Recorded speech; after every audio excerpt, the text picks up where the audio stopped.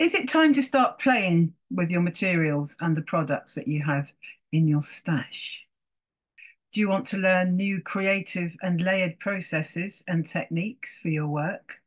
While you're working through the 12 workshops that are exclusive to my website, you will start to understand how important it is to play with process.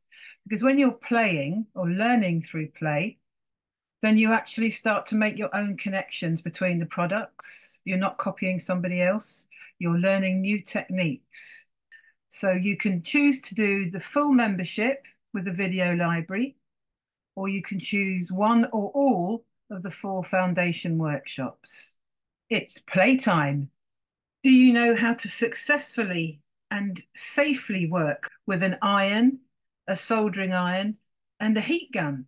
There are so many ways to work with these heat tools. It is very exciting. You can work with all your paper stash to create amazing layered surfaces with painted Bondaweb and Decaville and Stitch.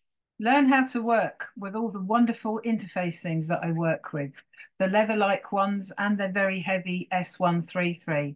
You can make vessels, you can make boxes, you can make jewellery, you can iron all kinds of things onto it. Try adding things like gilding flake and transfer foil, and then cutting with a soldering iron. Discover how to use transfer foils more creatively, adding them to things like Luchador and Tyvek, and certainly on Bondaweb. They're such a great product to play with, but you don't need too much.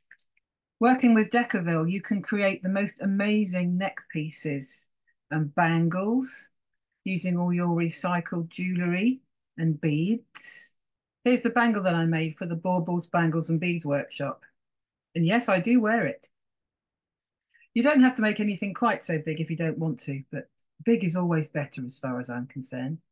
Discover how to texture Tyvek and how to make beads. Do you want to explore how to work with water-soluble fabric?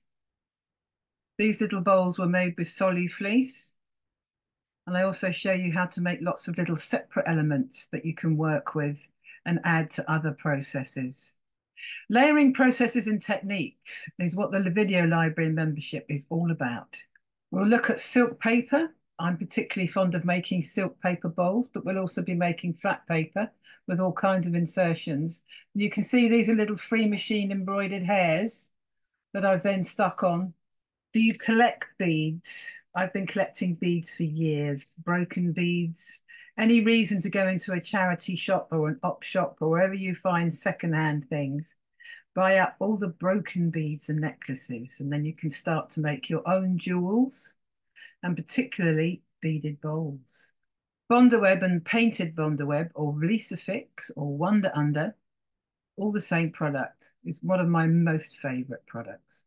It's so versatile. You can paint it, you can use it for applique, you can iron all kinds of glitter, you can stitch into it. Did you know you could cut Bondaweb with a soldering iron? Transfer printing is a very exciting process. And because you're working on synthetic fabrics, you can cut shapes out with a soldering iron. So you can do all kinds of exciting and quite intricate applique. In Zap, Pow, Slash and Melt, we look at how to distress Luchador and polyester organza with a heat gun and with a soldering iron. And you can just see there's some puff paste on this Luchador that I've put through one of my shell stencils. And then I've painted it and added lots of different colours. If you love texture, then you'll love working with newspapers and trying the faux chenille process. It's a very exciting process where you can get all kinds of layers like peeling paint. It's wonderful, and it's all with newspaper. It's playtime.